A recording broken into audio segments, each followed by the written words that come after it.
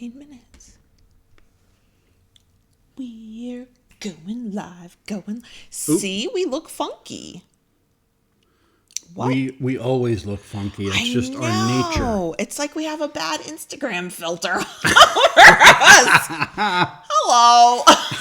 Well, hello, everyone. Kate. Impish Nico. Aria. Hello, folks. We are here early. We know we're here early. Yeah, this the warm-up. is the butt rub version. Section, not version. Section. If anybody arrives later and watches this in the past or watches it in the future when it's been recorded in the past, you can skip ahead by like 15 minutes. Things are timey-wimey, wibbly-wobbly. Yeah. And we do. We look like we have an Instagram filter over us. Yeah. I look like I have no color in my skin. Your hair looks dusty. Yes, it does. It looks dusty, yes. You might just brush it off. Yeah. Yep. And hello, Round the Cauldron. Are we what am I trying to say? I was trying to say something. Are we gonna obsess over the fact that our color's off? I'm going to. You will, yes. Yeah, I already know that once we get the good camera and we get everything we need for it, and it's going to be a big expenditure, just like when we got our new audio equipment about, 2 years ago, a year and a half ago. Once we get the settings down. Hi, Pam. Hello, Pam. And yes, don't blink. Those damn weeping angels. Once we get the camera, then it'll be on the correct settings most of the time. But, hey, Tashu. Hey, Muffin. Hey, CDC. Oh, CDC had a dentist. Ooh. Appointment.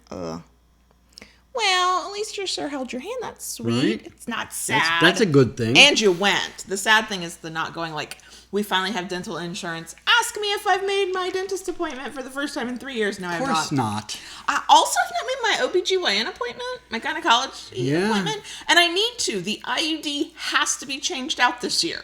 In October. It expires in October. And this factory's closed. There will be no more babies in my future. Cutting you off otherwise. Well, we would have to be having the you know what to do the thing. Hi, Max. Hi, Silent Wing. Hey. Hello. Yeah, it's still technically morning, Silent Wing. Yeah. Let's see. We're in the butt rub section. This is my new Starbucks cup. It's mermaidy. See, I hate our color's not going to do justice to it. It's filled with coffee, as you can see. I saw this in a random website list of, ooh, look at all this new stuff Starbucks is coming out with, and then never saw it in the store, and then we saw it in the store on Valentine's Day, and some nice man let me just go ahead and get it. Oh, Silent Wing, I'm sorry you're sick. Who's that nice man? I know it's not me. Oh, it's definitely you. Because if I just keep calm and say daddy, then you're good to go. Hey, Eva. Let's see. So, mermaid cup. Eva. I can't. I know. You can't help yourself. I know. Thank you, Nico. Am I saying it right, Nico? I'm assuming Nico, but it's me. Thank you. Thank you, Cauldron. I love it. Saw it. Knew it was me. Figured what. See, here's the thing. When I saw it online in that little rando internet article, I was like, oh, they never have those in our stores. And then we never saw it, and I was like, oh. It's not going to happen. Never say never. And apparently they must have put them out that day because there were still 4 of them. They heard you say never. And they were like, I'm going to prove to this bitch she's wrong. Oh my God. I think I might be rubbing off on you. Selling John Brownstone's is black and kind of boring, but there's something, but his is a matte black, and that's kind of sexy. Mm-hmm. We have seen some that were sort of sparkly black. Those were kind of fun.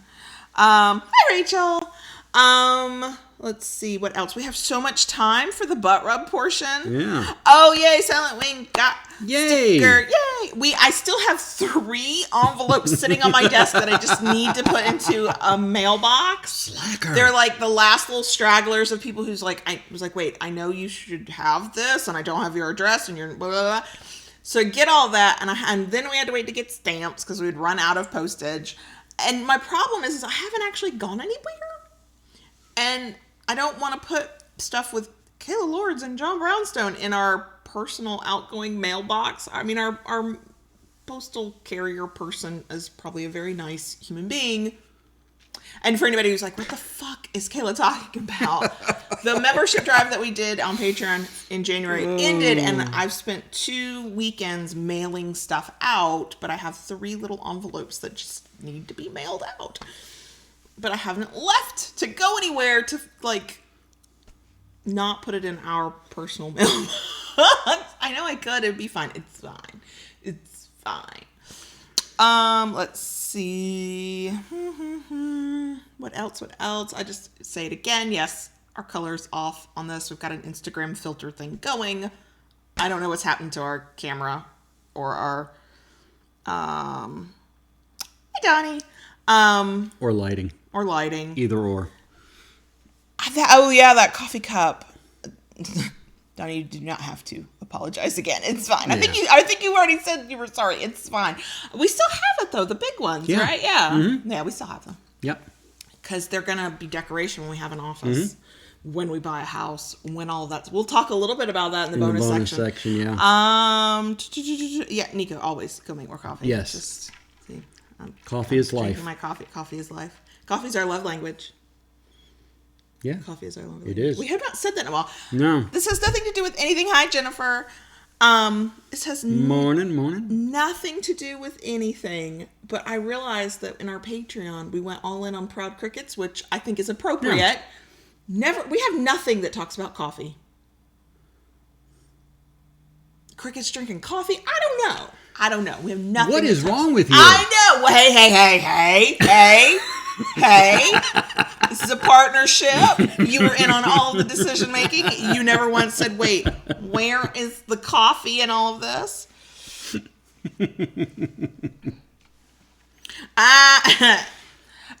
Okay, first of all, let me go through the comments. Aria, you're probably right. The mail person's not looking at our mail. I know. I think it's just me, and I just need to get the fuck over it. Right. Plus, I have had a couple things that had to come to the house because they would not deliver to a P.O. box. And it's, even though I say if you ship to this address, use this legal name, they still will put the Kayla Lord's name on it. And it's fine.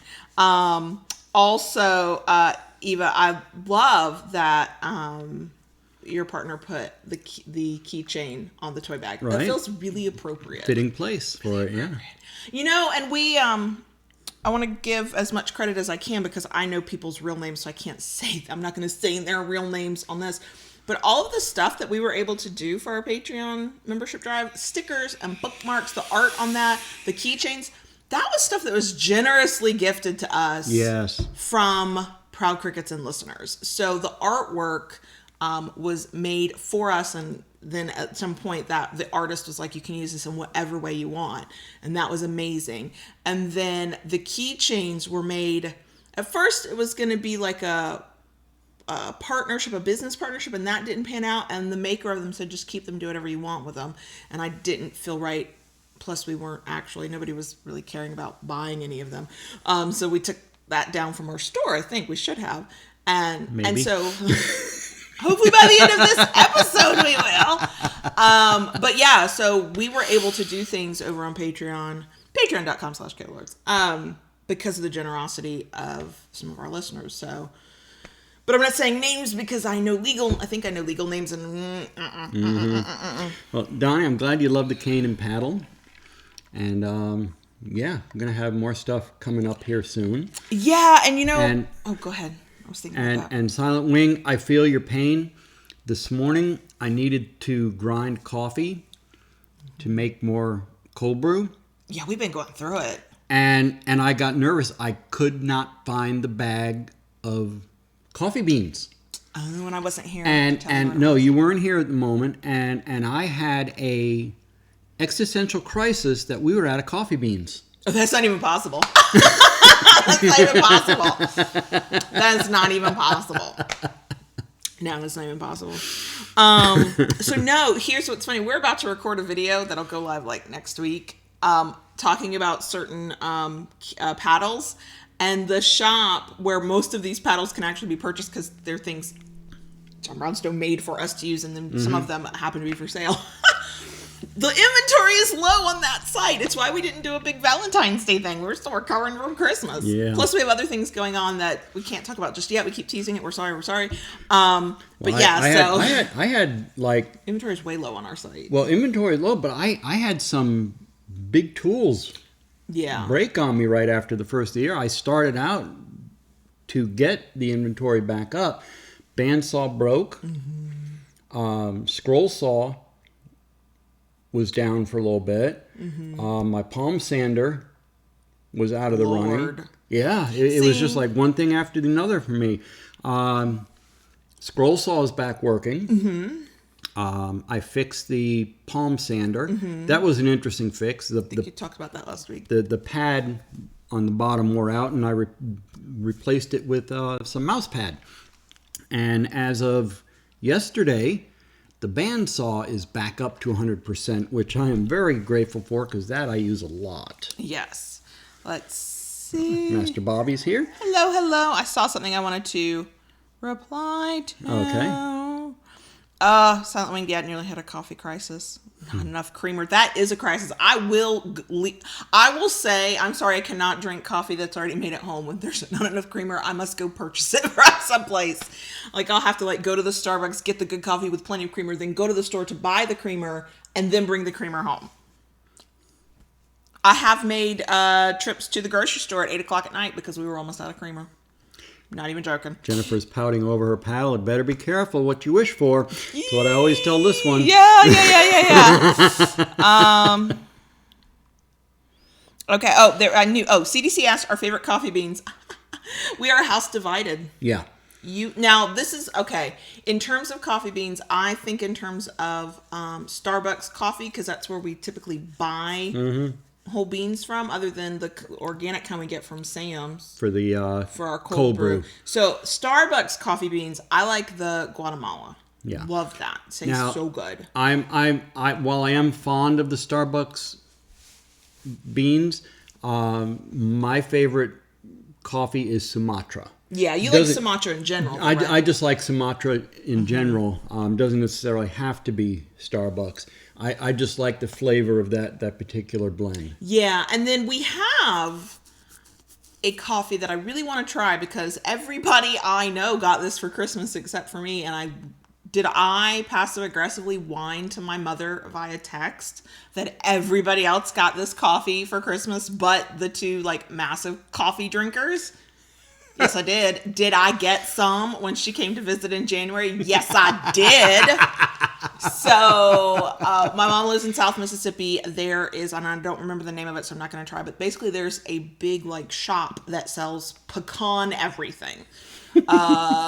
Roasted pecans and chocolate covered pecans and honey roasted pecans and pecan. And my mom loves to give those as gift baskets. Normally she does not get me one because normally I'm at her house eating her pecans out over Christmas, so I don't need a basket for myself. But come to find out, this pecan place also makes pecan flavored roasted, something to do with pecans and coffee. And my aunt and uncle are like, that's the best coffee we've ever had. My mom's best friend's like, that's the best coffee I've ever had. I'm like, I'm feeling left out here. Where the fuck's my pecan coffee? Not feeling the coffee love. So my mom, who is not a coffee person, doesn't drink it, doesn't like it, not interested. It's like, oh, I thought you just liked Starbucks. I was like, I like Starbucks because that's what I can get everywhere that's consistent and has what I like. But I like good coffee.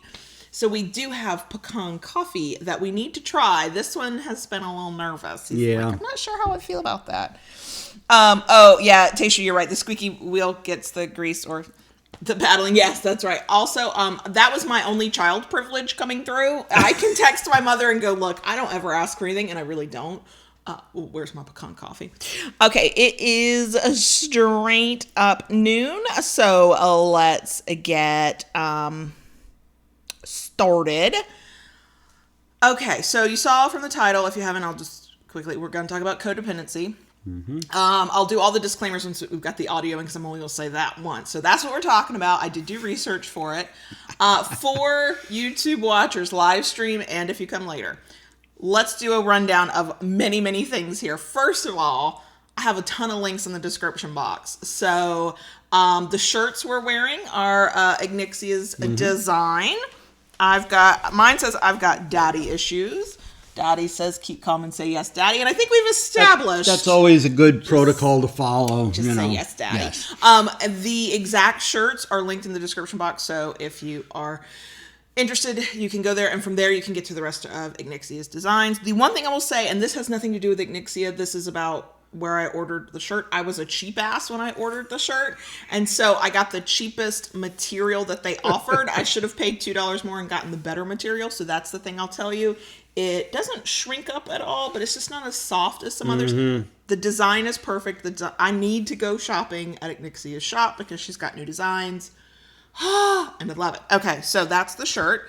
The cup is Starbucks. It's a mermaid cup if you weren't here at the very top of the live stream.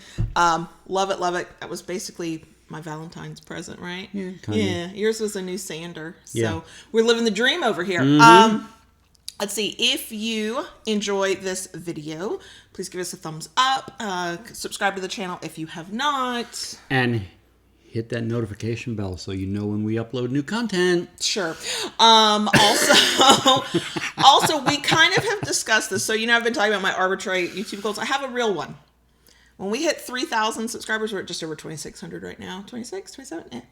When we hit 3,000, we'll do a special live stream. That's not a podcast episode. It's just a live stream. And I think maybe we'll do that every time we hit some milestones. Yeah. Just pop in and do a live stream that's about whatever. Hey, we're here. We're here. Yeah, hang out with us. Drink some coffee with us. Maybe that's what it'll be, like a coffee live stream. We'll just drink your beverage of choice. Ours will be coffee. And no hate on anybody drinking decaf. I drink decaf on occasion too. It is sad brown water, but I understand why we have to drink it. Sometimes I do have to sleep. Yeah, right. Okay, so there's that. If you enjoy any of this, want to help us do more, want some sneak peeks, want some extra access, want more for this, you can join us on Patreon at patreon.com/killlords. Link to that is below. I think any link I reference in the upcoming episode, you will be able to find in the description box. I tried to be on the fucking ball with it. Okay, so there we go. I think we are there, ready to go. Okay. You can hit the special button. I can push the button. Okay, so before we get into the topic, I am going to do an announcement. We are not sponsored this week. We don't have any affiliate blah-de-blahs this week. There's no sales going on that I know about. So I'm going to be really, really selfish and let you know, if you are not already aware, that we have a newsletter, a weekly newsletter. Podcast listeners, you know how I'm always like, you can find this in the show notes. And then you're like, fuck, I don't have time to go back to the show notes. If you subscribe to our newsletter, you'll get the show notes in your inbox every week. Videos get listed in the newsletter. New blog posts. I try to write things because I'm actually technically a writer. When we know about special coupons or sales, we will put that in the weekly newsletter. And if you subscribe to our weekly newsletter, you get a free downloadable that we created a couple years ago. The copyright says 2017, so we created it in 2017. It is a yes, no, maybe BDSM checklist. It's as comprehensive as we can make it, but it is impossible to make a totally comprehensive checklist because there's so many things, but it's like 6 pages of items. So the link, if you are watching on YouTube, is in the description box. If you are listening, this is the one time I'm going to need you to actually go to the show notes later, y'all, in the podcast. The link is there. If you go to any blog post on livingbdsm.net, you'll see it there too. You'll see the sign up form. So feel free to sign up for our newsletter. It goes out right now the schedule is every Friday. It's only once a week. We never share your information. You can unsubscribe at any time. And yeah, I have gotten to the point where it's like, if we know, if Hot Octopus is having a sale, I'm going to throw that in the newsletter for anybody who cares. If Stockroom's having a sale, I'm going to throw that in the newsletter, but I'm not going to spam you with buy this toy, buy this toy, buy this toy. I put it all in the one newsletter once a week, then you have it. Okay, so that is, I think, let me check my notes. I think that was the only announcement. I just wanted to talk about the newsletter because we've never actually promoted it. True. And I'm trying to do better about that this year. There are all kinds of reasons for it, but also hopefully we add benefit to your lives if you are a subscriber. Okay, so that is the one announcement. Okay. Now we're going to get into the topic, and I'm going to throw out a massive disclaimer because I know how folks are, and it's okay that people are like this, but I'm going to say this. I'm going to put this out there. One, neither of us is an expert on codependency. No. Mental health, even relationships. I'm barely an expert on our relationship because, man, we still figure out that we fuck that shit up every once in a while. And go back and try again. Right. So what we're talking about here is very much through our perspective, but we are not experts. We are not therapists. If you send me an email, DM, or some other message listing a whole thing and go, do you think that this means I or my partner are codependent? I'm going to reply with, I have no fucking clue. Here are the books I read. And here are the resources. Mm-hmm. Not here to tell you. This episode is not here to tell you if you are or are not codependent. If your partner is or is not codependent. Nope. The other thing I want to say right away is, while I don't intend in this conversation to do deep dives into things like trauma, addiction, abuse, any of that, those things may be mentioned in the course of this discussion just because some of those things are part of a codependent experience. So if you've gotten to this point, hopefully we've already entertained you. But if you're like, nope, I can't handle that, that's cool. I totally get it. Come back later. Skip this one. It's fine. But we may mention those things because in the little bit of research I did prior to this episode, that was a huge feature of it. Talking about addiction, talking about abuse, talking about like a lot of heavy subjects. That's not the point we're trying to get across, but just putting that out there. Okay, so let me just start with, here's the thing that surprised the hell out of me. Okay. Codependency gets thrown out as an expression all the time. All the time. Like, I hear people who know nothing about mental health just throwing that label out to people. And then I know my former therapist certainly believed in it as a concept because a very good kink friend of ours, we ended up having the same therapist, not on purpose, just worked out that way. And she had a conversation with me about how our mutual therapist wanted her to learn more about codependency, and she went, I know I'm codependent. I understand. I know who I am. Okay. But so I feel like I've grown up hearing the term, not really understanding it, but hearing the term. And so, okay, fine. Except it is not a recognized diagnosis. There's a big, huge book that is updated every several years. It's known, the current version is called the DSM-5. Yes. The Diagnostic Something Manual, 5th edition. I learned about it as a psych major 20 years ago, but that's 20 years ago. Anyway, it's not even listed in there.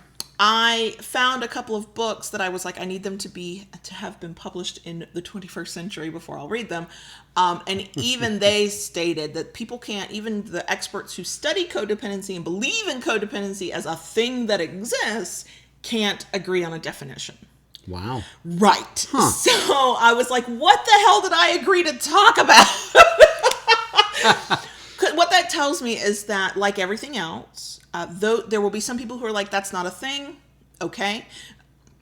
We're all entitled to opinions. There will be some people who absolutely are like, no, it's a thing. And then those people will not all agree on what it means. So let me remind you, not an expert, wanted to talk about this. One, we got tagged in a conversation on Twitter about it. Like, hey, have y'all talked about it? And I was like, no, but I kind of feel like we should, because that seems like a big, important topic. Other people have been blogging about it and writing about it online. I don't mean like in general, because of course, in general, but within the sex blogging, BDSM writing community in the past few weeks, as of the time of recording this, that's come up as a topic because people were talking about it on Twitter, and so the bloggers went, oh, let's write about this. And it's weird to me, though, that this topic, I was like, I can't believe we haven't talked about it. We got tagged in the conversation, so here we are. And yet I feel completely unqualified to talk about it. And yet, as I was doing my homework on it, I was like, oh, I feel like we've been talking about it. We just didn't know we were talking about it. So the other thing I'm going to tell you, because not an expert, not going to pretend I'm an expert. I've never been diagnosed with codependency, so I've never felt a need to go research it. I did like a little bit of homework here, and I did not go to the internet because we all know the internet can lie. But I did look for books. I thought everything on the internet was true. I know, right? I did look for books, like I said, published in the 21st century, not because the information from like the 80s, which is when codependency became like a really hot topic, would be wrong, but I was like, they're going to probably explain things in ways we don't necessarily even speak anymore. And I don't really want to wade through outdated modes of thinking to get to the definition. So the two that I did, and YouTube watchers, these links, they are affiliate links. So disclaimer, we get a commission if you make a purchase, are in the description box. Podcast listeners are in the show notes. The one that was the most helpful was Codependency for Dummies by Darlene Lancer, licensed marriage and family therapist. I got it from the library. On Amazon, you can get it audiobook, ebook, or paperback. The other one is called The New Codependency by Melody Beattie. I think I'm saying that right. And that book is written by the woman who wrote, what is the name of her first book? She wrote Codependent No More, so it was on the cover if I just looked. And that was like the book that blew up in the 80s on this topic. And there will be people who are listening or watching this who have been thinking about this topic most of my lifetime, know more about it than I do. Feel free to comment, to chat at us, if you happen to be a content creator yourself, you have a blog, you have video, you have podcast, talk about it yourself. But if based on what you know, I'll be the first to say I'm probably going to stumble through some of this. What the most helpful book for me was Codependency for Dummies, because I wanted a definition of what the hell I was talking about, because it's a term that gets thrown around a lot. And the reason I think it's important for us to talk about it is two reasons. One, yes, you absolutely can be codependent and in a DS relationship. But two, I don't know how mainstream it is. I know every once in a while I bump up against this idea and I get a little annoyed. But there is this thinking out there, some sectors of the world, that to be in a DS relationship, to be in a power exchange, is automatically codependent. And codependent in an unhealthy way, in the unhealthiest sense of the term. And codependence, once you start looking into what that is supposed to mean, is not healthy. Because they look at it as the fact that someone is giving all the power to make all decisions and do everything for them. A little bit. See, that was the thing I found the most interesting. So, with no reference of what codependency really is, when somebody throws out that word, the image, the stereotype that comes to my head is usually a long-suffering spouse, most often a cisgender woman in a heterosexual relationship. That is such a stereotype and is not at all true, but this is what comes to my mind. Who is, and I don't know where these thoughts come from or these internalized definitions come from. I really don't know, but that picture is of that type of woman who's needy, who's clinging, who's cloying, who her life is all about her spouse and no sense of self-worth and no sense of it's a very negative picture. Okay. It's a very negative picture. And I have no doubt that at some point, I dropped the library book. That library's going to let me check out books in the future. I'll put that off to the side. And I know that at some point along the way, media and society somewhere gave me that picture, but that is in no way one, even a correct definition, and two, a full definition. So, YouTube watchers, you can see I have lots and lots of little marks where I was like, that's important information. Let's try and remember to go back to it later. So the first thing that struck me in the Codependency for Dummies, she starts out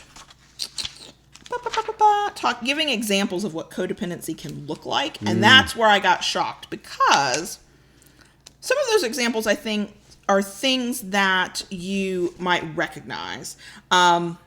Sean is a compulsive overeater. His wife, Sonia, nags him and tries to control his food intake. That could be a sign of codependence.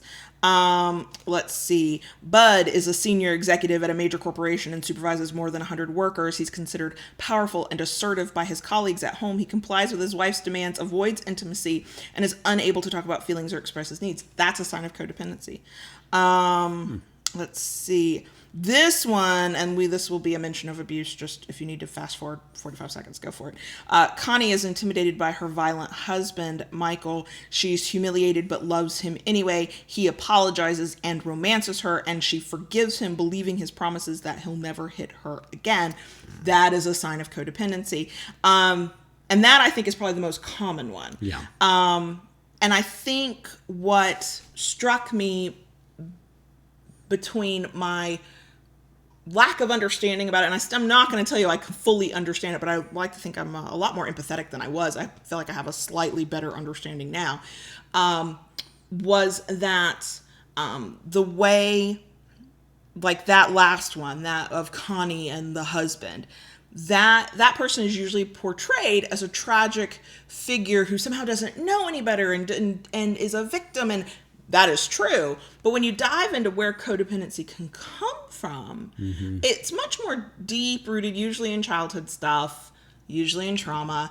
But that's just one picture, and that's probably the most common stereotypical picture of codependency. This one I did mark because this one, to some of us, this is where we get into the DS part, if I have not completely lost you already. This one is the one that for some of us, we're going to be like, wait, that sounds like a power exchange. Okay. And this is where we're talking about the difference between codependency and a power exchange. An older couple, Manny and Faye, are happily married for many years. Faye calls Manny daddy, and Manny calls Faye mother, which I recognize from older couples. I know that they do that a lot. Yeah. That's not power exchange. It's just what some older people do. Faye defers to her husband, who frequently corrects her. They agree about most everything, and that Manny comes first. If you ask Faye her opinion, she quotes her husband. So you start out that description, and you think, oh, that could be power exchangey. And then you get into, but they agree about almost everything, that Manny comes first in some power exchanges. That is absolutely how that's set up. But if you ask Faye her opinion, she quotes her husband. And that for me was where the alarm bells went off. And I'm like, there's one of a million differences between a codependent relationship and a power exchange. So, So codependence can be many things. It's not one clear static definition. There are, everybody gets a little giggle because that might have gotten a little deep for some folks. So the study of codependency is based off of the work of a neo-Freudian, somebody who believed kind of what Freud was saying and then worked from that point. Karen, there was a pronunciation key for this person's name, Karen Horney, except it's spelled horny. You're not going to tell me her name wasn't horny. Karen Horney's neurotic trends. And there was neurotic compliance, the need for affection and approval. The need for a partner, believing that love will make you happy and that your partner will fulfill your expectations and responsibilities. That to me sounds like codependence, right? Yes. Then there's neurotic aggression. The need for power and domination of others with contempt for weakness. It's like, well, we started good. Okay, I like that power. Yeah. Ooh, contempt for weakness. That's a problem. The need to exploit and manipulate others, viewing them as objects to be used. That sounds sexy in fantasy, but in reality, that's not. Yeah, because that word exploit fits that perfectly. Exactly. And then there's neurotic withdrawal. And this is the one that I went, oh, wait, that's seen as a type of codependency. And that is the need for self-sufficiency and independence to the extent that you avoid close relationships. And then here's where I saw myself and went, did not need that mirror. The need for perfection, worrying about possible errors and defects, and feeling superior to others. I have worked on the feeling superior to others. I'm over that now. The rest of it, I'm so there. The need to restrict your behavior and expectations within narrow borders, underestimating your potential, and living an inconspicuous life. And that is the neurotic withdrawal. Now, be careful, just because I threw out some things, like I saw myself in a couple of these things here. As I was reading the books, I saw a little bit of myself. Do not diagnose yourself with codependency, because there are some clear differences. Yeah. So in a DS relationship,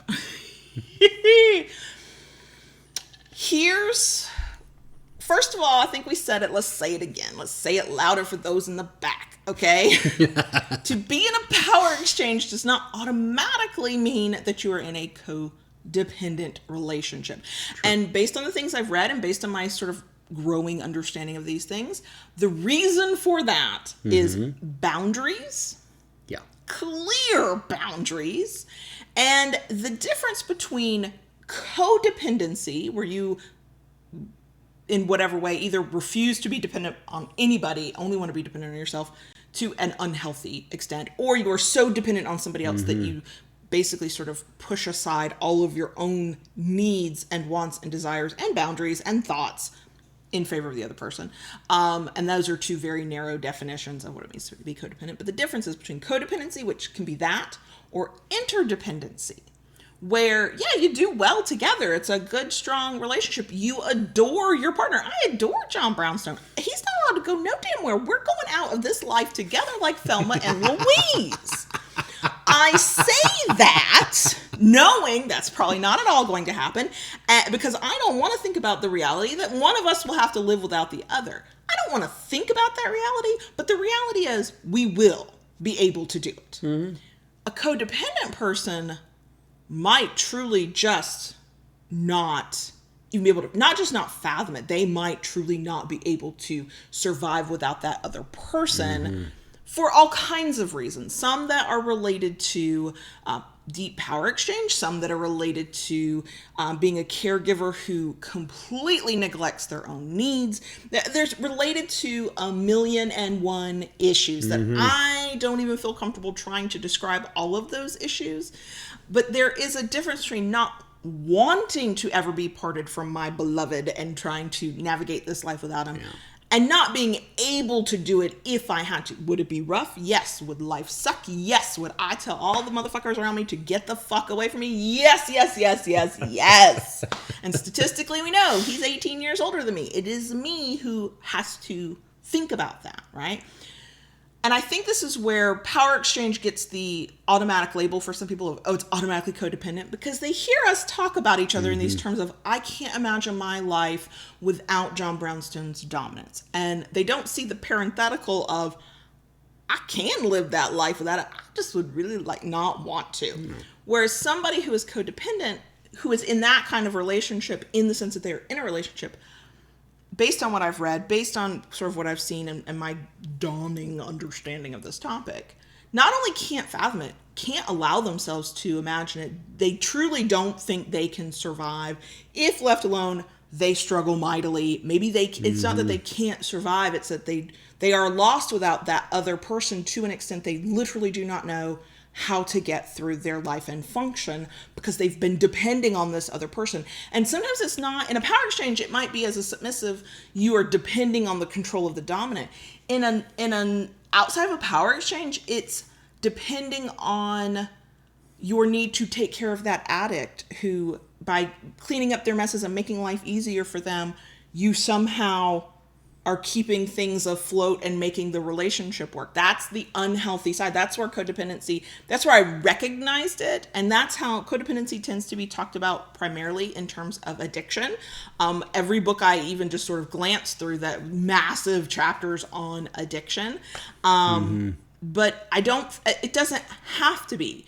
And I think that in terms of power exchange stuff, it doesn't have to be. I think it is absolutely possible to be so dependent on either your partner's control or so dependent on your partner's submission that you can lose yourself if you are prone to that to begin with. The other thing I found did not surprise me, but I went, oh, okay, that's not something I thought about. Is, oh yes, two codependents can be in a relationship together. No, you can be unhealthily intertwined in such a way that nobody has boundaries and it's not actually good for anybody. No. So to bring it back to power exchange, to really bring it to where I feel more comfortable talking, thank you. I'd like to remind you, if you're interested in those books, the links are show notes and description box, depending on how you're hearing or watching this. Excuse me.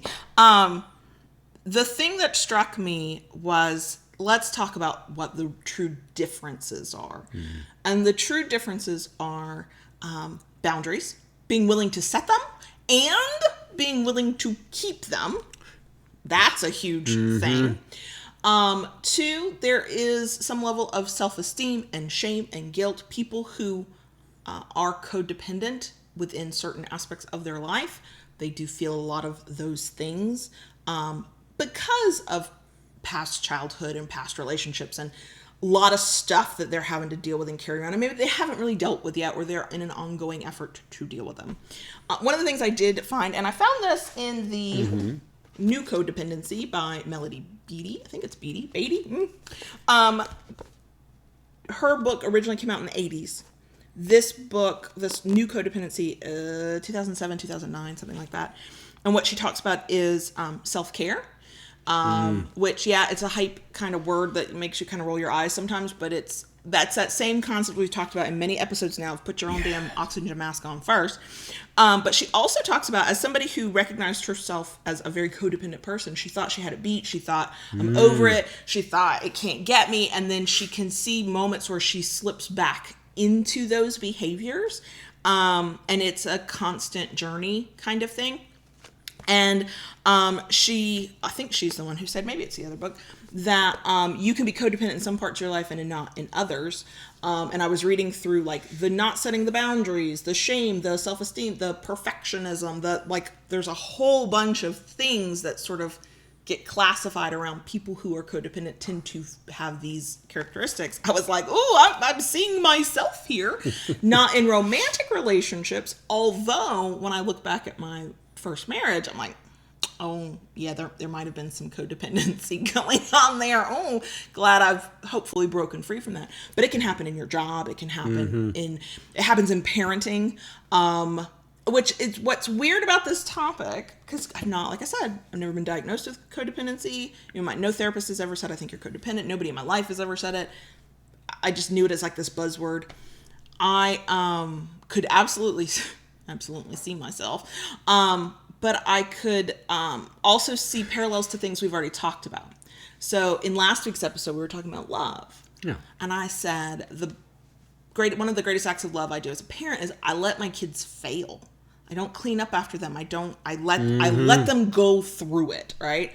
And in these resources that I happened to read on codependency, that was one of the things they said, that in relationships where you're codependent because the other person is maybe an addict or they have some like serious mental health issues that they're not working on, and you're basically walking behind them cleaning up their mess so their life will be easier, thinking that you'll somehow convince them to go get help. Doesn't work that way. Right. What helps people who need help get help is they got to hit bottom. And me not, turning in my kids' report for them is not them hitting bottom, but I went, oh, I get it.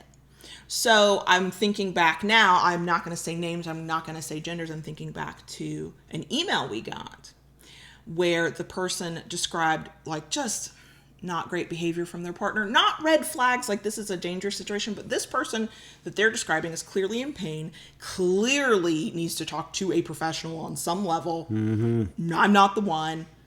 And they're in their pain, lashing out at their partner, blaming their partner for why things suck in their lives. Yes, they are in a power exchange. The person in pain and going through it and blaming the partner. That partner is the dominant. The partner emailing me going, how do I help my partner? How do I fix this? How do I take care of them? Is the submissive.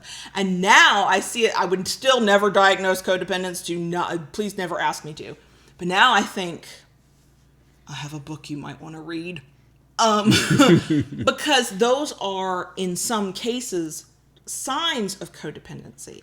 Yeah. And I think we think of it in terms of love. You want to help the person who needs your help. Sure. You want to be there for them. But you also need that person to be able to function on their own. When the topic of this episode came up, one of the first things I thought of was in this manner, especially as a dominant. Okay. So say, as a dominant, I had someone who was my submissive. That person had to take medication every day.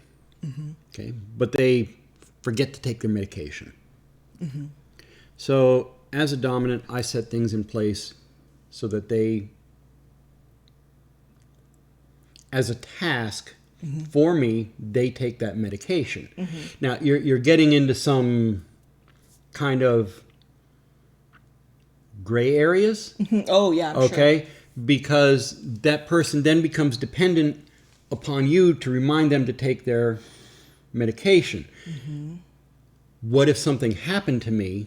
Right. Then they, and that sends them in a spiral. So it's almost like more,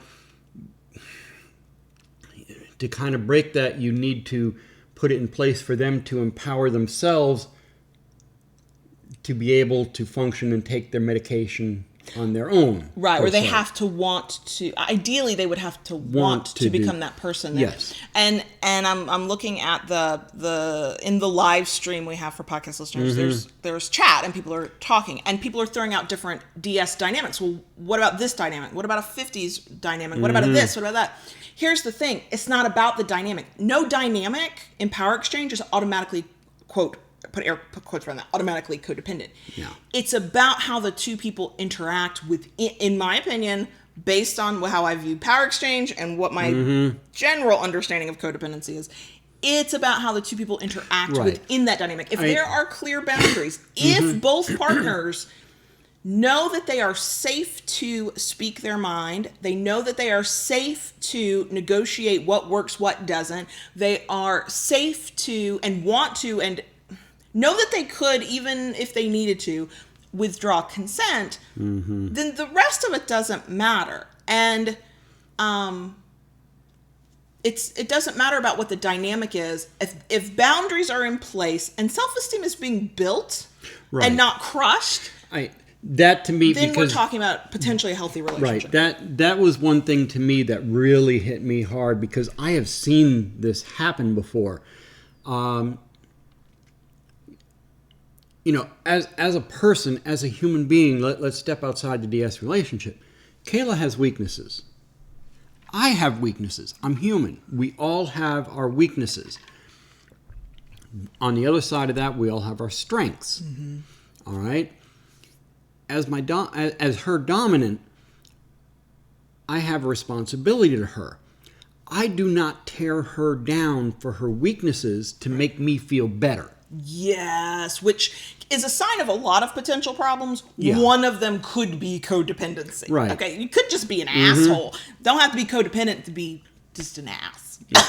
Yeah. But it could be. But what would potentially be a codependent thing is you tear me down, right? You call me awful names. You do it to make yourself feel better. And I, as the submissive, internalize in some way, either because I don't have the resources, I don't have the self-esteem, I don't have the knowledge, all of those things combined, I internalize that as that's what submission is. And even though I'm miserable, and even though this is not what happiness feels like, this is what I know, or this is the thread in all the things I read about codependency, or I can fix them. If I'm just good enough, if I try hard enough, if I give the right ultimatums, I can fix it. So I have observed things that, this is not me telling you it's codependent, because how many times can I put that disclaimer out there? Yeah. I promise you I'm going to get emails about, is this codependent? And somebody's going to ask me. No. Anyway, I have seen things that I can see from the outside where somebody might call that codependent. How many of us, at least, especially in the new stages of figuring out we were kinky, especially if you're the submissive, at least some of the time, how many of us at some point have said or thought, I would do anything for my dominant. They can do whatever they want. I am theirs to be used. Like, pick your little, fantasy. I want you to cut off your left picky Let finger. me finish what I'm saying. That's not what I'm talking about. What we don't state, and hopefully we're thinking, and other people don't see or hear, is the parenthetical to that statement of, within my negotiated boundaries, with my consent, as long as it's something I like, as long as it's something they like. Like, we don't ever expand on that statement. When we're in the throes of it, we just throw that language out there. And what many of us really mean is within a lot of parameters. Now, the scary thing is, to the person who does not know a lot about BDSM, who has not found the resources that they need yet. Hopefully we can become one, but there are many, many, many others, always have multiple resources. They don't know enough yet. And maybe they're in a vulnerable place. Maybe they're in a fragile place. Maybe there's, we all have other stuff going on outside of, our kinky selves that affects who we are, right? Right. And not only do they hear that, which that's fine. We all get to say what, how we feel about things. But they don't know or don't have the skills yet to say, wait, boundaries are totally a thing. And so that person may go, oh, this is what BDSM is. I give up everything to make this other person happy. And there's a lot of factors that go into that. I'm not saying that person is automatically codependent, but I can absolutely see where somebody with codependent tendencies who could be drawn into that. That's how some people end up in those situations. Some of us get into that and go, wait, that's not what this is like. We reach out, we make kink friends, we get out into the community, we find a podcast or a YouTube channel to subscribe to, whatever.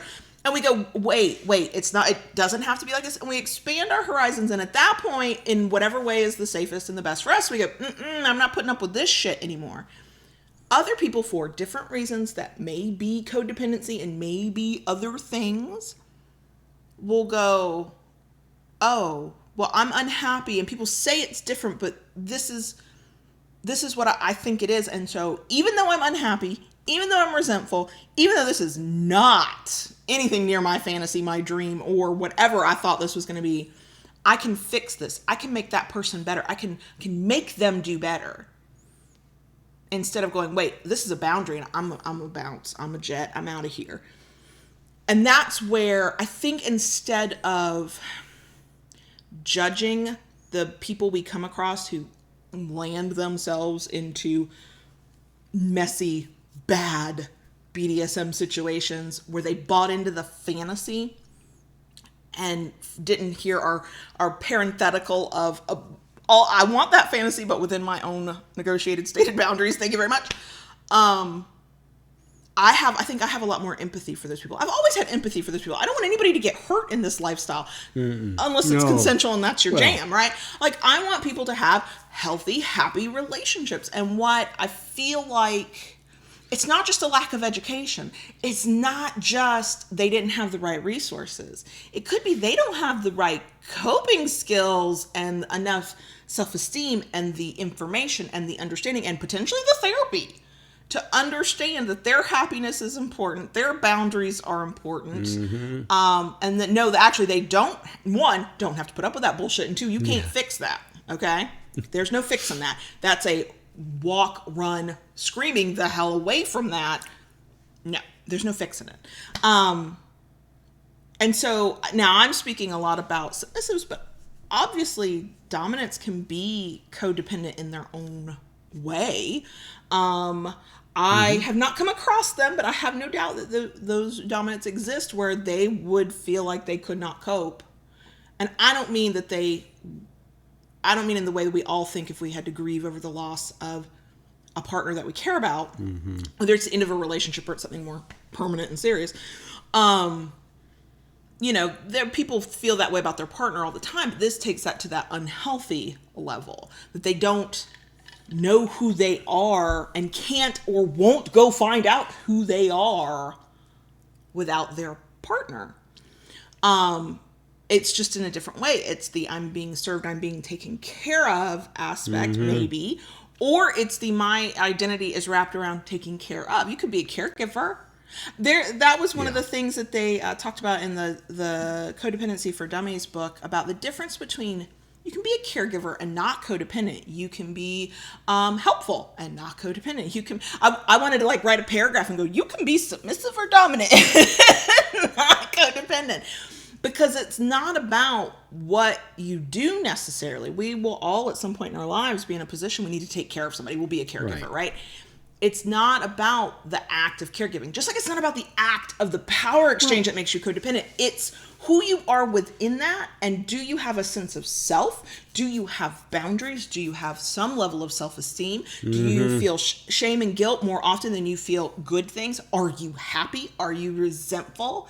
When those emotions start piling up and yet you're staying right where you're at, and it's the other person not being who you think they should be, not doing what you think they should do, all of those things that are influencing you, that's where it can, from what I gather, and I think my reading comprehension skills are good, become codependence. And absolutely that can happen in a power exchange, but it's not automatic.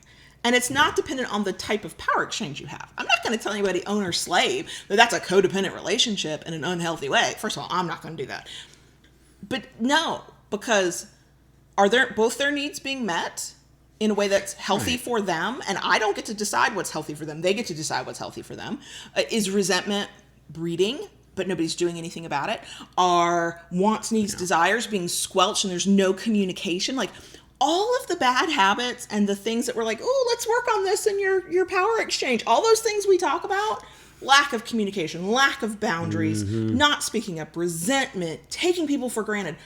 Those things, when you stick to those things and you or your partner or both aren't willing to change them, aren't willing to walk away from a relationship that does that to you, aren't willing to say, this is who I am and I have these expectations and this is what I want from life. And when we make ourselves smaller, or when we make the people around us smaller, and all of that is present, that is when a lot of things are happening and potentially a codependent relationship in an unhealthy, negative way is forming.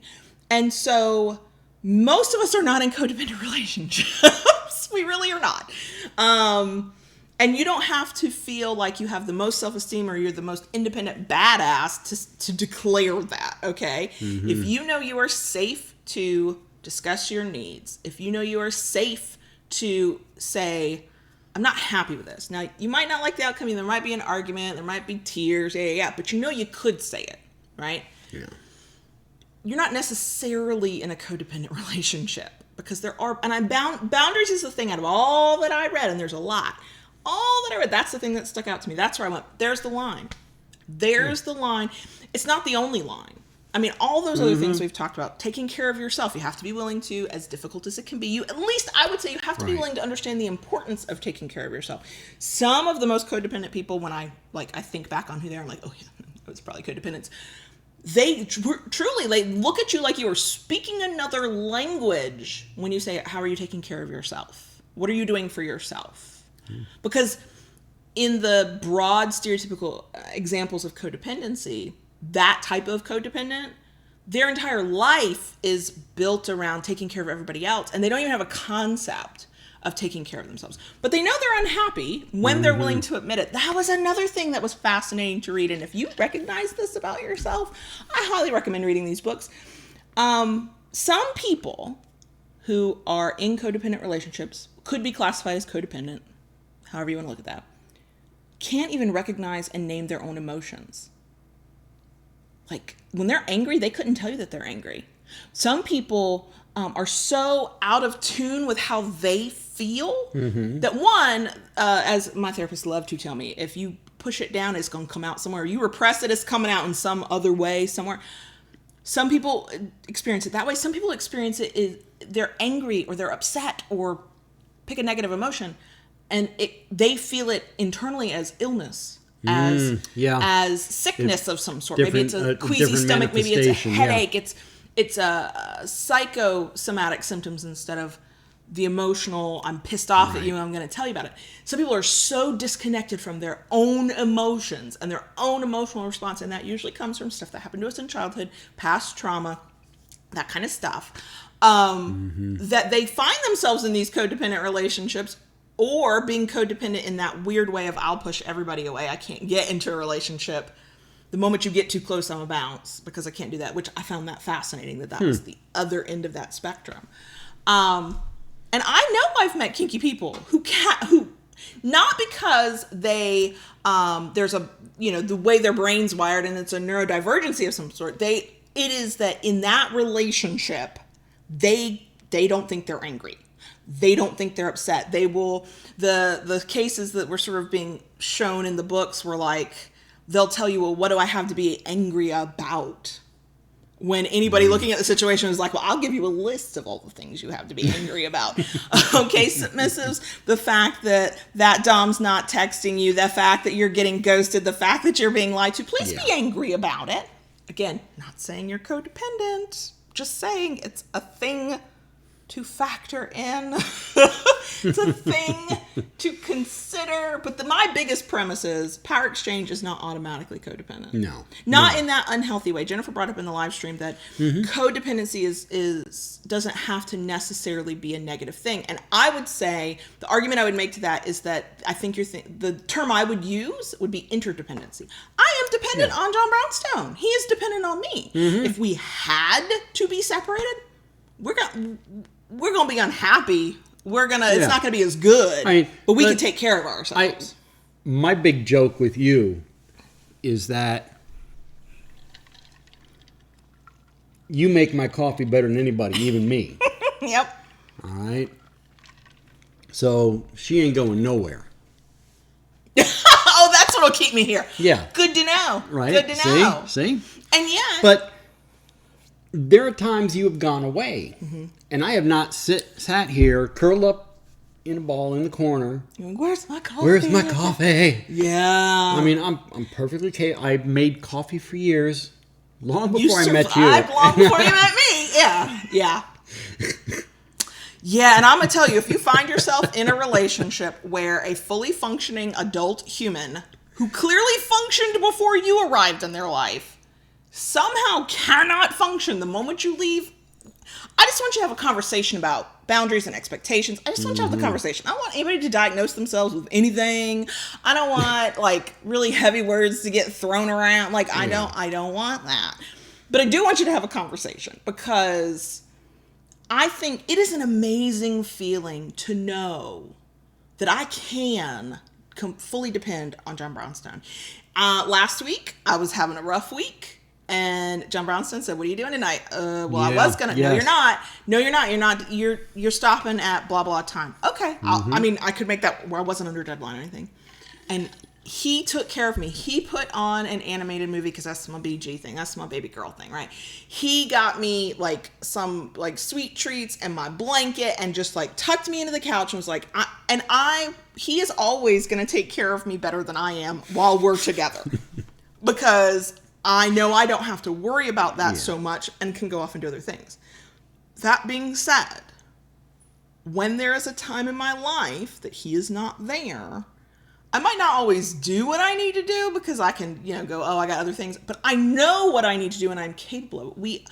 I loved that term, interdependent. Yeah, we're dependent on one another. Of course we are. Being dependent on your partner is not the bad thing. Being dependent with no boundaries, with a lot of shame, being dependent with a lot of in resentment, a healthy way, with a lot of frustration, with, being spoken to in ugly, awful ways, being treated badly with and without apologies, but with no change in behavior. Those things, in the way this person described codependency, that's codependent. Interdependent is, I need him. Yeah, I'm a basket case.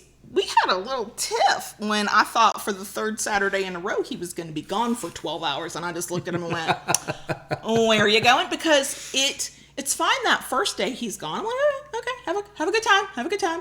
That second day I'm like, I'm not loving this, but it's fine. It's just the next weekend he'll be home. And then when I realized, wait, you want to be gone a third weekend in a row without me, and on one of the few Saturdays, like I won't have anything going on? Where are you going? And I didn't like it because I feel lost without him. But I know that I'm not lost without him. I'm a fully functioning human being if I have to be.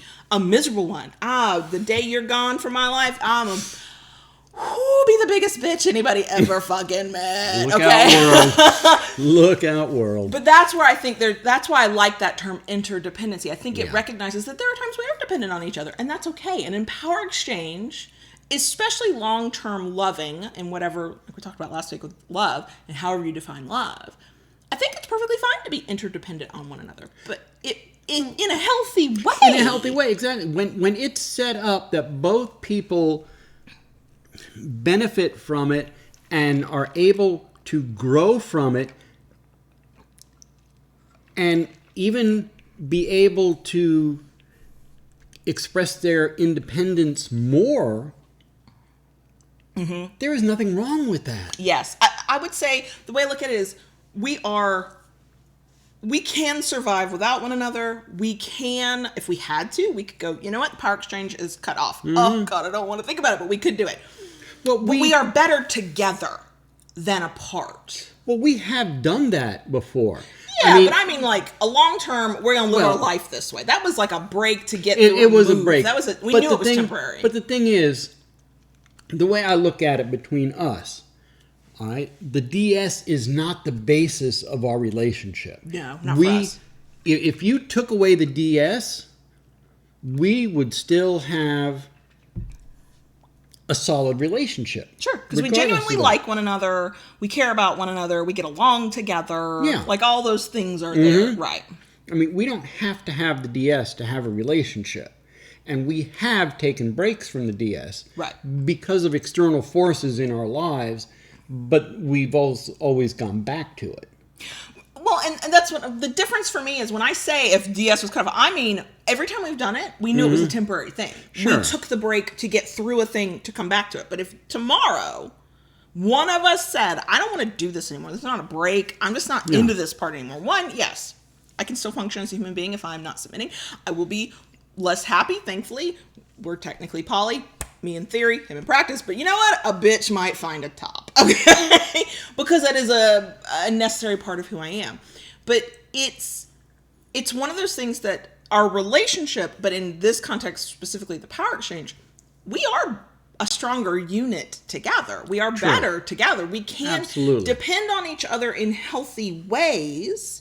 And sometimes, you know, I'm sure there are times, I think this happens in any like solid relationship, especially long term.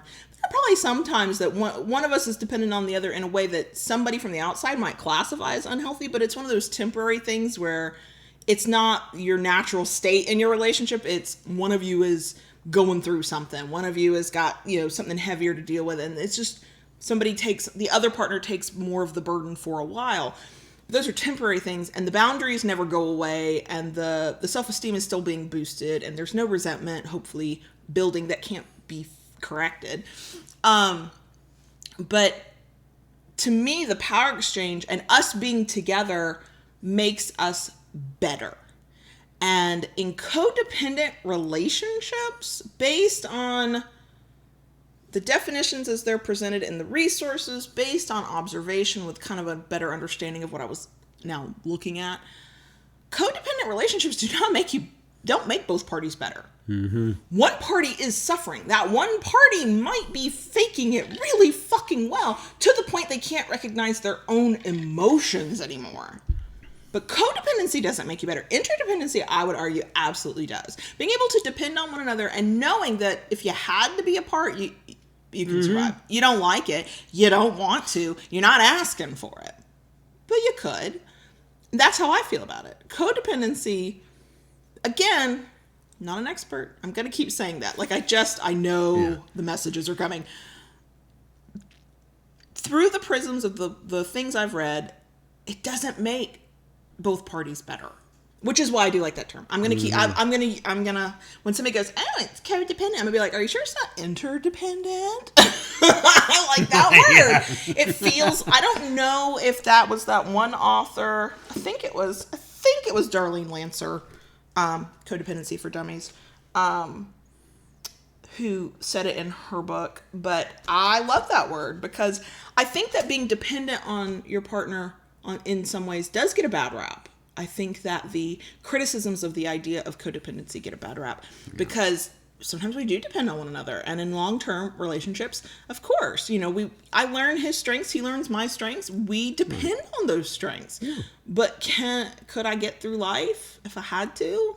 Yeah, it'd be a miserable life, but I could. I mean, we both could. As well as we function together, we are both capable of functioning fully So I'm going to go through these references because I want people who are kinky and are like having that, oh my God, am I in a codependent relationship? First of all, if it's a power exchange, it's not automatically codependent. Let me scream that from the rafters and the rooftops. Power exchange does not mean codependent. Hopefully it means interdependent. You depend on each other, right? So the core of codependency in this one book is a lost self. Okay? Let's see if I can find what I'm... So the term self is vague and difficult to identify and define, and that is very true. This is something that this author said. Codependents have adapted and reacted to others' behavior in order to cope, instead of referring back to the internal impulses of the self. Over time, these impulses became obscured and veiled by a proxy personality, and the ability to access them weakened. Some codependents complain that they feel like a fraud or that they experience a gap between their public and their inner selves. And quite frankly, I found that kind of ironic because as a kinky person for a very long time, I felt that not because of codependency, but because I was like, oh, I have this vanilla self and I have this kinky self. And I was walking around feeling like I was living a double life and felt like a fraud as a result. It was when I embraced my kinky self online. I went, okay, legal name me, does not care about Twitter or Instagram. Mm-hmm. And I just, for me, in the community, embraced who I am as Kayla Lords. So I understand that concept of feeling like you're basically two different people. There's your inner self, and then there's the outer person you present to the world. And we all have to do that. I would not call that just codependency because you feel that way. We all have to do that, especially in the kink world. But within your relationship, where you should be able to be your truest self there. If you are feeling that disconnect, I would absolutely say look into that. Just look into that, because that goes back to the idea that a relationship that you choose to have, however many you choose to have, on some level should make something about your life a little bit better. It should make you happy. It should fulfill a need. It should fulfill, but it shouldn't just fulfill your need. There's a word. I'm not thinking of the word symbiotic, because I was like, no, parasitic is what we're not talking about. Parasitic is sort of the codependent kind of thing. It should be a symbiotic fulfillment of needs. There was another thing I wanted to go through because symptoms of codependency. In any relationship you're in, but since we're talking about power exchange, I'm just going to run through these because there were several. And we've talked about them. So there's hidden shame. Shame is a painful feeling of unworthiness, inadequacy, and alienation.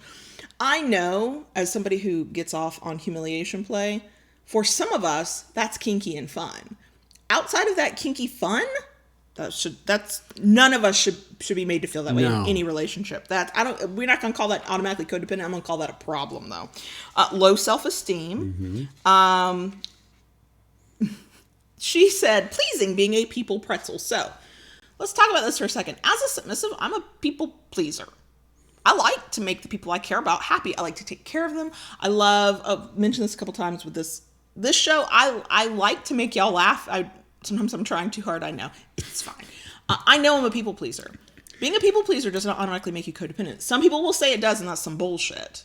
But there were times in my life I tried to people please to the point that I allowed all of my boundaries to be crossed. I acted like what I wanted and thought did not matter. Yeah. And nope. That's where people pleasing crosses a bad line. That's crossing in some bad territory. Guilt, the elusive pursuit of perfection. Yeah, been there. Boundaries, not setting up and adhering to your own boundaries, not thinking you should have boundaries. I don't care where you are in the spectrum of your power exchange, you get to have boundaries. We all get to have boundaries. This one is where I think that people who want to willfully ignore that power exchange is not a codependent relationship would say this is where it comes. One of the signs you might be codependent or in a codependent relationship is the idea of we're one, what's mine is yours. That is not inherently an awful thing. What's mine is yours works in our relationship. But that's because we both give and take. Not always at the same rate and level at the same time, but what's mine is yours. When I say that, he says it back. Yes, but what's mine is yours. We are sharing. We are passing it back and forth. We are helping one another. Not at no point is one of us taking, and the other one give. See, to me, the problem comes in when someone says, "What's yours is mine, and what's mine is mine." Tell that motherfucker to go, or let me know, and I'll just go into a rant because that's some. No.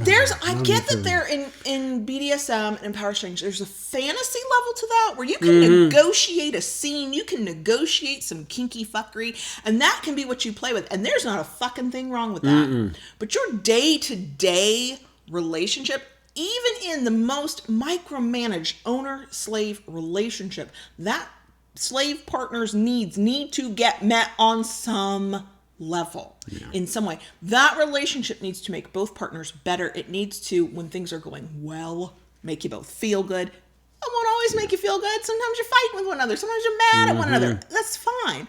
But in general, your relationship needs to lift you both up. Right. Not just one of you. That's some... And I mean, I'm just going to say this real quick. Tishu, I think that's the... Tishu, sorry. I think that's the...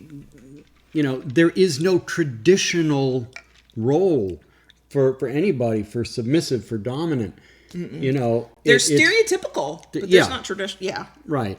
It's whatever you want it to be. And that's the thing. I think that's the hardest part. If you know for yourself, because I've had conversations with friends of mine who are like, no, I know I'm codependent.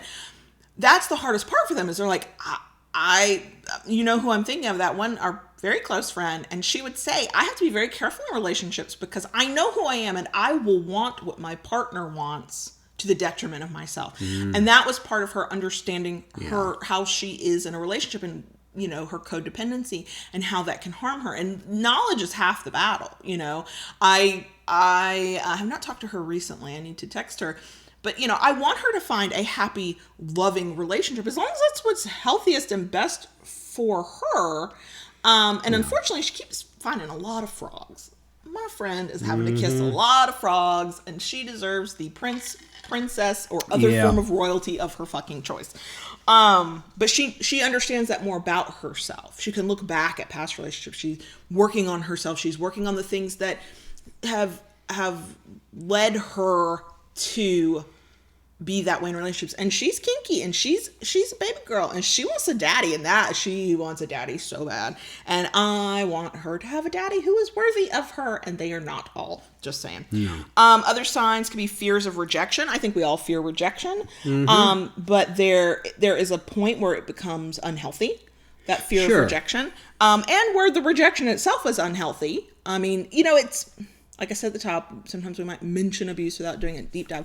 Some of the things that we're talking about, it's not just codependency, it's also signs of a partner who is being abusive, mentally, emotionally, physically. But I think this book's premise is that sometimes people who are codependent are in those relationships and either don't think they deserve to have something better, or don't know that they can have something better, or think this is somehow normal. And once you add in a layer of abuse, that's a whole other thing.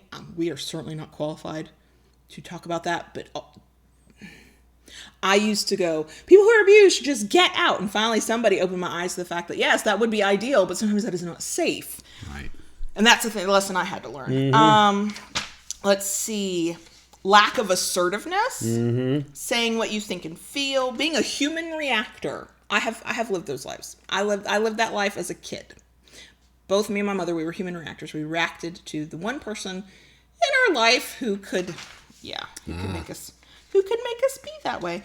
Verbal abuse, control, over sense of control. And see, I think that's where other people who are learning about codependency, that will look at a power exchange and go, oh, well, there's control there. That must be a codependent relationship. No, because there is a difference between... I used to say this all the time, and it was just on the tip of my tongue, and now I can't say it. There is a difference between being controlling and being in control. Right? Right? Sure. Yeah. And again, it comes down to the boundaries that you set and the consent. It's why I, again, when I thought more about BDSM and DS in terms of sort of the fantasy of, the porn we watch, the erotica we read, whatever the performative nature of BDSM for some people. I never, I remember early days BDSM thinking consent was sort of a one-time thing. Oh, we had the conversation. I consent to you being in control. And I never really thought again about what it means for ongoing consent. And there are people in power exchange relationships who find that baffling, that ongoing consent would be a thing in a power exchange. Well, I consented to the power exchange. You're right. You did consent to the power exchange, but your partner on either side of that slash should still be getting consent when things are happening. There, of course, in long-term relationships, you develop a shorthand. You develop an understanding and a knowing of one another, especially in healthy ones. I think that knowing and that understanding develops in unhealthy relationships, and the partner who is the manipulator understands that they can manipulate that situation, and the partner who, is the one being manipulated, I think their knowing and understanding is that this is how life is. But in healthy relationships, we have a shorthand, right? Like, I don't have to say, I know that I am sexually available to you at all times, but not tonight. I can say, I have a really bad headache. And he knows, just leave her alone. Right. Or I'll be like, oh, my stomach's sick. And that is not our kink. So he knows to leave that alone, right? We don't have to have this explicit, I want to do this thing. Do you consent to it? We're past that point. But that does not mean that in every interaction, we are not each firmly checking boundaries and saying, I like this, I don't like it. It's the same thing where we've talked about in past episodes on disagreements and arguments. I get to argue. I get to disagree. Now, within our dynamic, there's a way to do that.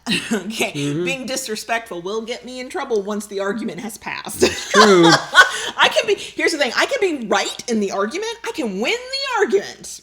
About a day later, I'm still paying the piper because I was disrespectful, because that's our dynamic. Yes. For those of you who think get away with being overly sassy all the time, there are times she crosses the line. I do get in trouble for it. Okay. But that is where that's why I've in weird ways we have talked about, without knowing we were really talking about codependency potentially. We've been talking about this forever because we talk about boundaries and we talk about, about limits and we've talked about, I don't think we've talked about self-esteem as its own standalone topic, but we have talked about being fulfilled and resentment and how a solid power exchange should make you better on some level. But it's a mutual thing, you know. Now you're each going to get maybe something different from it. Of course, we're unique individuals, but yeah. Oh gosh, I've talked for a very long time, haven't I? Yeah, I have. I don't, and here's the thing. We need to. I'm not. Go ahead.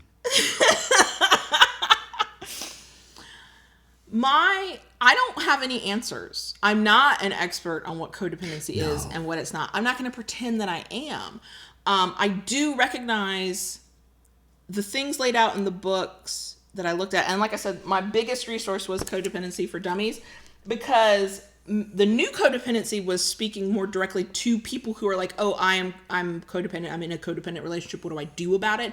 And if I had wanted what the hell is codependency, I should have read her original book from the 80s. And I was like, no. So my best reference was Codependency for Dummies. But the thing she pointed out in that book is that even experts can't agree on what it is, how to define it, how to classify it. It is usually sort of paired up with other issues like addiction, mental health, and mental illness. You can have all of the signs of what we might call, the authors might call codependency, but a doctor or a therapist might say, well, that's because you have anxiety, that's because you have bipolar disorder, that's because you have depression. And they don't look at it necessarily as a codependency thing on its own. And so it's complicated. And I think that the important thing is if you have heard or been told, usually by somebody who doesn't know anything, that just because you're in a power exchange, that you're in a codependent relationship, I can see how people might internalize that and worry. I mean, because many of us, I'm past this point. I do not worry about what does my relationship mean and say about me to the rest of the world. Fuck it, I'm happy. That's all that matters. I'm happy and healthy. Here we go. But when you're new to it, or when you are still figuring out who you are within within BDSM and within power exchange relationships, you can't question, you can't worry and be like, uh-oh, is this the healthiest thing for me? That is something I, grappled with in the very beginning. What does being a submissive say about me as a feminist? Like I've had that internal conversation, and I've had to come to terms with what that means for me. And so if you have heard that because you're submissive or because you're in a power exchange, it's automatically codependent, I think you can kind of go through the litmus test of, okay, well, do I feel resentment? Am I constantly worried about being rejected? Do I have boundaries? Is there ongoing consent? Is it okay to speak my mind? Do I feel in touch with who I really am? I think there is this tendency, I know it happens across the board, across the spectrum of people, but in BDSM specifically, I think there is this tendency, especially for new kinksters, to go, oh my gosh, I've discovered who I am as a kinky person. This feels so amazing. And in the next breath, go, wait, is it okay? Because many of us, I would say, are conditioned to believe that if it feels good, it must be wrong. And we don't necessarily yet know that when it feels right, that means it is right. It doesn't have to be right for anybody else. It doesn't have to be right to society, as long as we're not hurting anybody else and we're being legal and consenting and safe and all those things.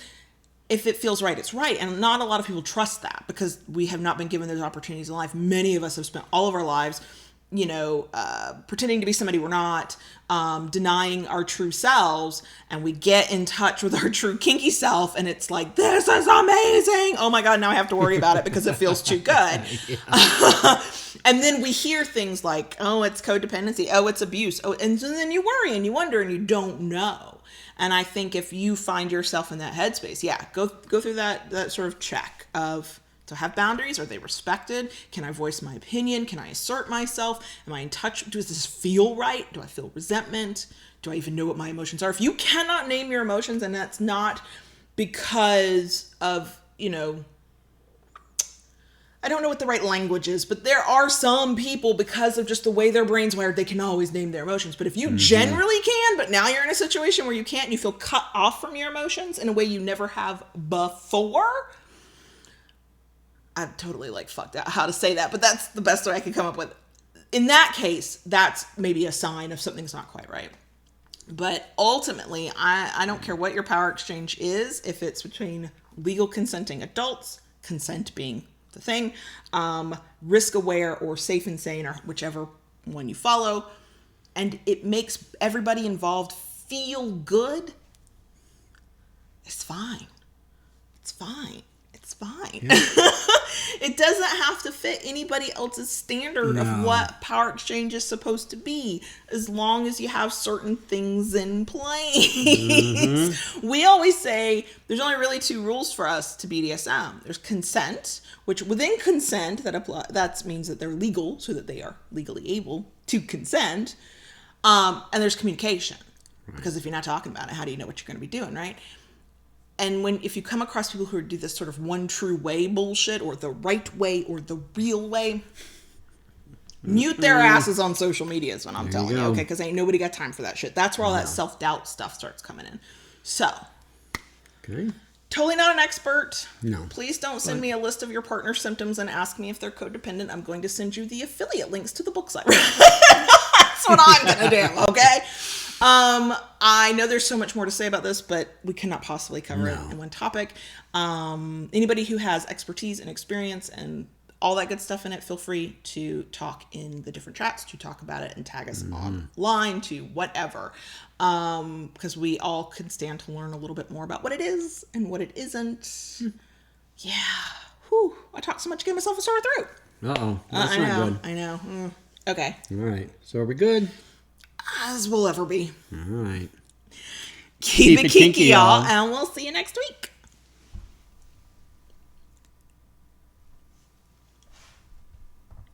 Dottie.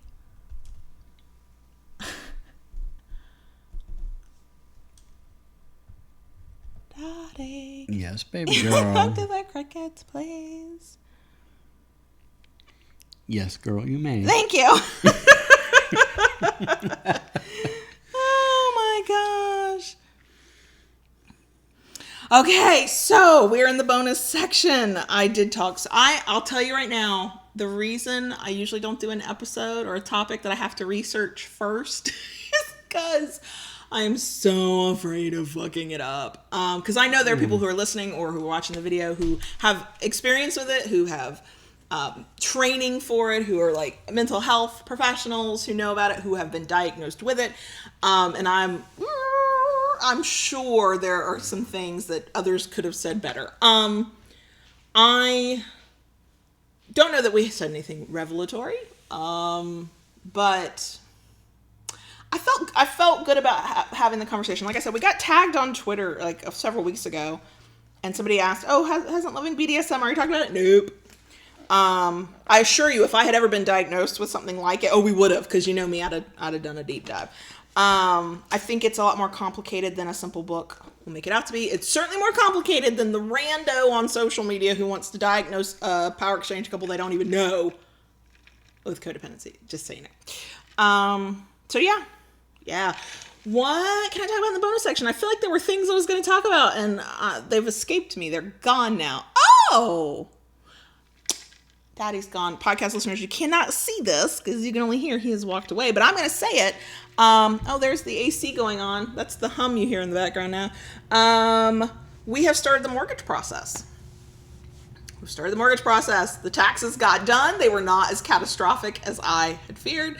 It's fun to be an anxious person and have things that legitimately, like, anybody would worry about, because that turns the dial up to like 11. So I had catastrophic like visions of what the taxes were going to be, because I know how screwed up that got from 2019. Those were not as bad as I thought they were. And then now we're talking to our former mortgage person about house buying. And as soon as he gets back with us on our application, then hopefully, if he has good news, we can start looking for a house so I can finally decorate the office I don't actually have yet, that I keep dreaming about, for a house I have not found yet. Because I'm that person. So that's been going on. What else? Yeah, no, he's wandered off, and I have work-related things, but they're work. They're boring. But no, I am feeling much better. And we took 2 nights actually last week. He put me on the couch and we watched, was it the Secret Lives of Pets? We watched The Secret Life of Pets 2, which was not as good as the first one, by the way. And then, like, the next night, was it? Or maybe another night later in the week, we sat down to do it again, and we watched the second Maleficent movie. Yes. Which, it's been so long since I watched the first one, I feel like I need to watch the first one again, because I was like, there are things I don't remember from the first movie. It was okay. We wanted to watch Frozen 2, but it's not available for streaming through Vudu yet, or wasn't last week. If it is available now, I need to watch Frozen 2, because I've not gotten to see Frozen 2, and I am raising children who are like, oh, Mom, I don't want to watch that movie. Well, what strikes me funny is they don't want to watch them, but if we put them on and we're watching them together, we'll have one that will lurk in the background sometimes. Oh yeah. Well, that's how the youngest, he will lurk, or he will listen to, he was like, I don't want to see The Secret Life of Pets 2, but he sure as shit sat in his room and listened to the whole thing. But that's how we've gotten him to watch Doctor Who. He lurked at the back behind the couch while we were watching an episode, and now I think he's partly using it to stay up a little bit later on Sundays. Yes. I don't care. It's a bonding thing. We bonded with the oldest over Doctor Who, and he's not really into it anymore, because that cuts into his talking to his girlfriend time, is what that is. Mm-hmm. So now it's like, okay, let's bring the youngest up. He doesn't have to be a Whovian, it's fine. But, just be aware. Yeah. Let's see. Oh, let me see. Several people in the live stream chat, I'd like to think podcast listeners can relate, but several people are talking about they love being a cricket. We love that you are a cricket. Yes. I think I'm gonna start doing a thing on both YouTube and podcasts. I'll do it. It'll happen more frequently on YouTube because we have 2 videos a week, this live stream and then the other video and the podcast. If you get just to the cricket section, the bonus section, and you are on social media, for podcasts, tweet or whatever social media the cricket emoji, or just a chirp, like if you don't like to do emojis. And if you're in YouTube and you can hear the sound of my voice right now, leave a comment, whether it's a live stream or you're watching later, with a cricket emoji or a chirp chirp. I think that's what we're going to do. I think I'm going to start doing that at the end to see who is sticking with us till the bitter fucking end. And if you listen to the podcast and you don't do social media, hit me up with your ideas of what you would be willing to do. I would be okay with a bunch of reviews on a podcast app of just crickets, just cricket emojis, 5 stars and a cricket emoji. I'm here for it. I don't read the reviews though, because I like my mental well-being more than I like reading reviews. So, wow! In the YouTube live stream chat for podcast listeners, a certain John Brownstone left a cricket emoji. Yeah. I didn't know John Brownstone listened to this episode or watched the live stream. Right. Not sure where the... Why do you have a pufferfish? I don't know why that popped up unless, my big fat fingers... Oh, my God. Oh, God. the curse of big fingers sometimes, Oh, my God. It's a blowfish. Jennifer says it's not a pufferfish. Somebody else called it a pufferfish. It's a blowfish. Either way, it's not a cricket. It was not a cricket. Okay, so... I told them that we have talked to the mortgage person. Yes. I got that far. And about how the taxes were not as catastrophic as I thought they would be. No. We still have to pay them, but they're not. I was like, are we going to take out how are we going to pay for these? But it'll be fine. It's not nowhere as near as bad as we thought it was going to be. And also, our vanilla tax lady is a fucking miracle, and she would not understand why a strange lady would cry and hug her at the same time. But if I saw her in person, you know what I love about her even more than just the fact that she was a wizard and made our taxes not be a ridiculous amount. I did not have to have a conversation with her that was not through email or text. I did not have to make a phone call. I did not have to have my phone ring at me, which truly, people think I exaggerate this, in a bad social anxiety kind of moment, a ringing phone is like nails on a chalkboard, and I have cried because my phone rang before. Okay. I didn't have to do any of that.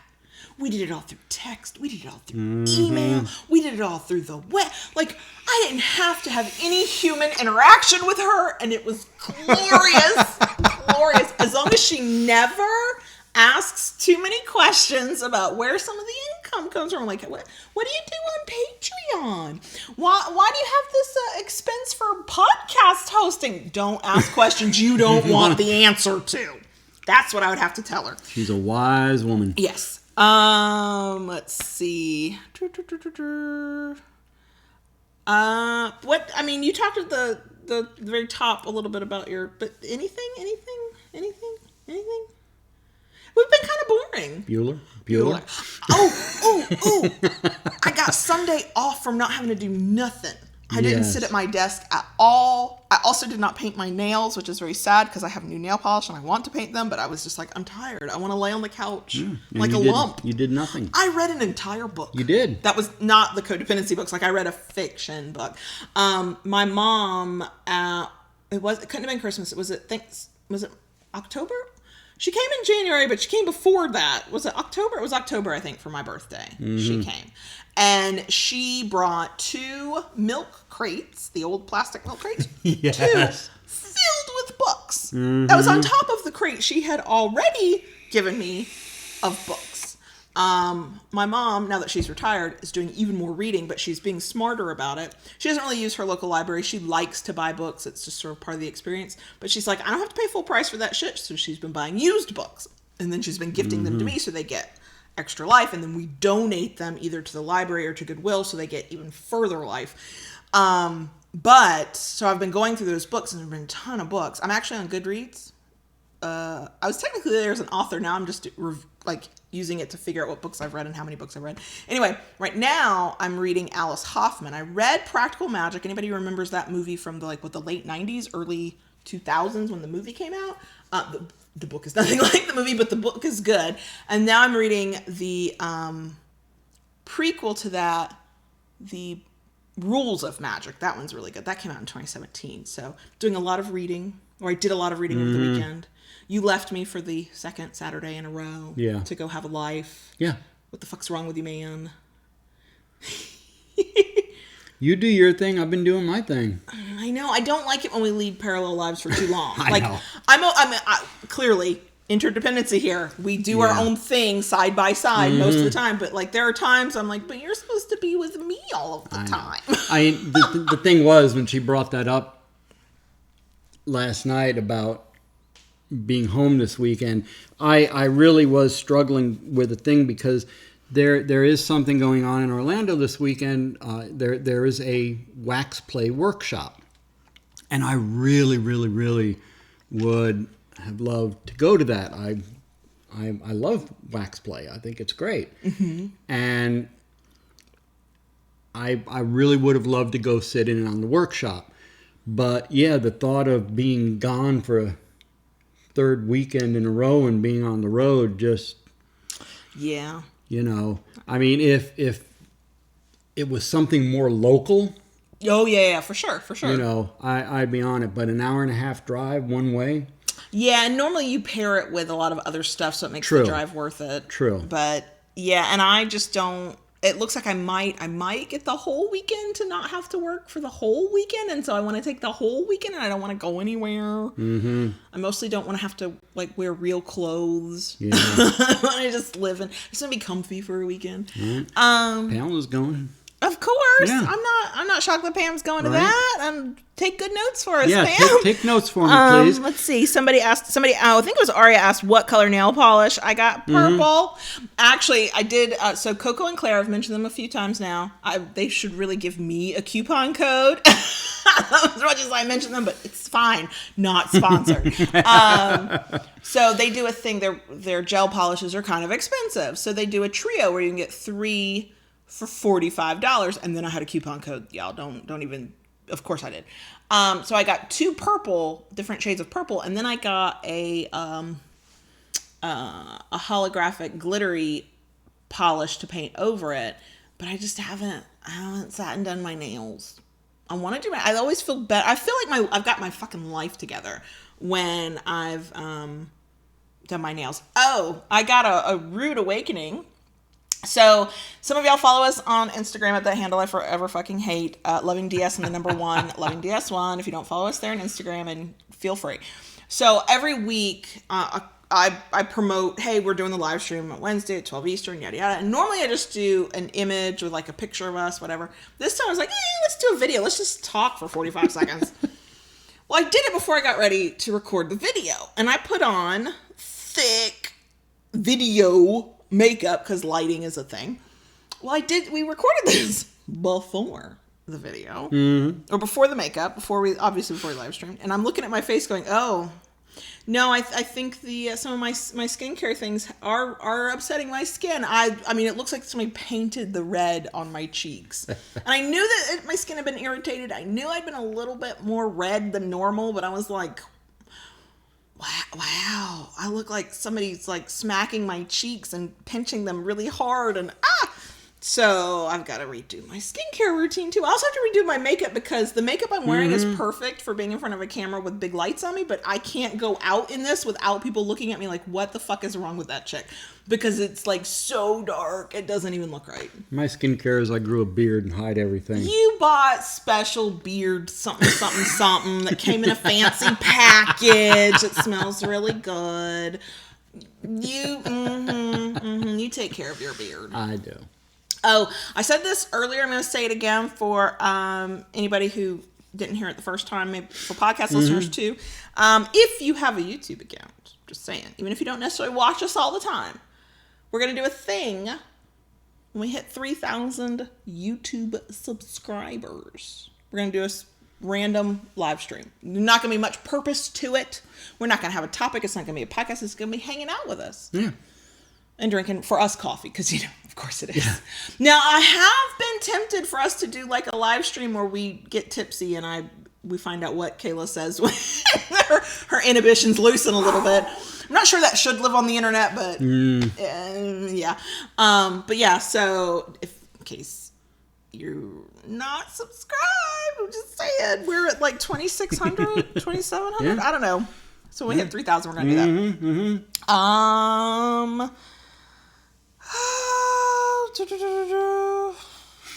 Let's see. Y'all know I could chit chat. We do have another video to record. Yes, we do. I enjoyed the video. I know, like, for podcast listeners, I know that many podcast listeners are like, I'm only here for podcasts. I only do podcasts. I got into a point. I prefer to either get my information from podcasts or from YouTube videos. I will read. But I do so much writing and reading to edit these days that when I want to learn something new or get information about something, I listen or I watch. I don't read as much. The thought of an intoxicated Kayla is striking a chord with people. Well,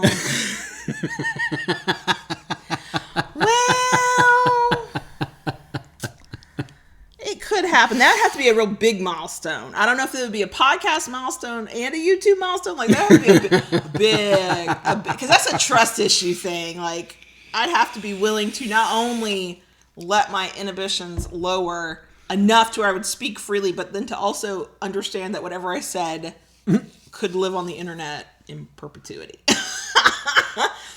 I might have a lot of unpopular opinions. Y'all would rather not know that. I don't know. I mean, we all know that I'm kind of a bitch. So I just hide it really, really well. Just hide it really well. Yeah. So throwing that out there. Also, reminder, if you're interested, you can sign up for our newsletter. You get a little freebie. Yep. We do not spam, y'all. It's one time a week. And there are some weeks that there was no email, and I come back the next week and I'm like, there was no email last week, was there? Yeah, we noticed. That does happen. That does happen. Yeah, we have. You know me. I could happily do this for hours, which we're almost to that point where we have done for hours. I've just been working in the shop trying to get my equipment all back up and running, which I finally have.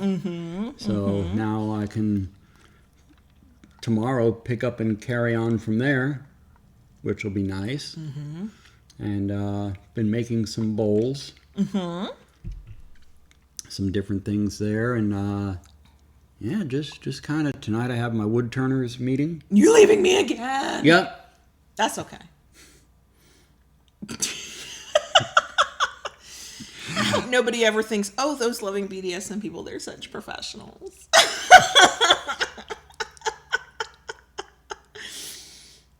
No, don't think that. We're two weird people on the internet who would be talking to ourselves if you were not here to listen. That is the truth of it.